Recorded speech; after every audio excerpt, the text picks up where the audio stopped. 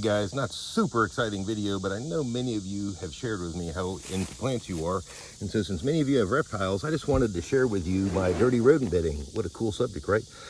I know many of you obviously use rodents. You probably know rodent breeders, and you could probably have access to this yourself. And those folks that garden, I think you might really enjoy using it and maybe help out your rodent breeder at the same time. Quick rundown: this has started life as a compressed pine pellet, so when the rodent urine hits it, it goes back to basically the sawdust that it began life as before it was manufactured and compressed. So it makes it awesome in that it is more readily degradable than a chip. Now you can compost chips too, and you can use that stuff for chips, but I just want to show you how I do it real quick. I either compost this stuff or I just directly sow it. I've put some on this plant already, but literally, I mean, here's a stand of bananas, which really are hungry. Okay, not everybody has bananas. I realize that. It doesn't really matter. I've had buddies do this with small vegetables, perennials, and then just work it into the surface like that, and they're usually good to go. You don't have to do it super heavy. You can do it, I mean, to me, doing it like this, I'm very liberal with it. I literally dump it out of a tractor, okay? So, I mean, literally applying it like that and working it in works great. Let me also give you a quick rundown on how I compost it, since I know many of you are composters and kind of have an interest and have said things. So as we walk around Ancient Reproductions, here's my driveway. I'm pretty dedicated to composting. This is what I call my fine pile. This is where I add, everything is in this: chips, leaves, but stuff that's not too ridiculous. But I also put rodent bedding in this because the manure really helps get the temperature going and starts things cooking.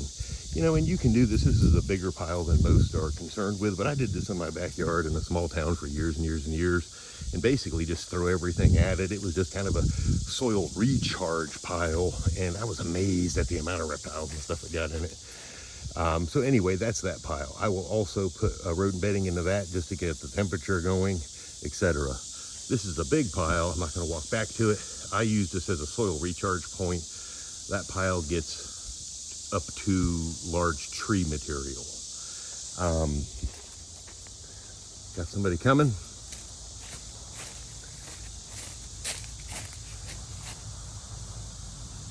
Feed store. Let him go by real quick. Feed store.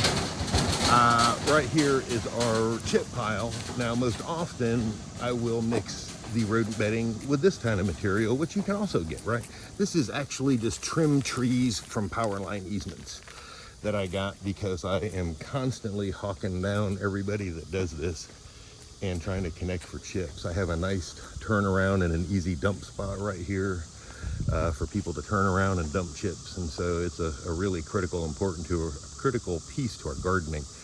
I compost most of our rodent bedding with this type material, which ultimately gives us this material, right? So this is gorgeous black compost that everybody's kind of accustomed to and what you want. This is I directly sow plants into this. I put this in planting holes. You can do anything with it. It's just solid, good stuff. It smells like the beautiful earth. It's just, you know, it's a no-brainer, good gardening. And so, you know, you can directly sow this rodent material.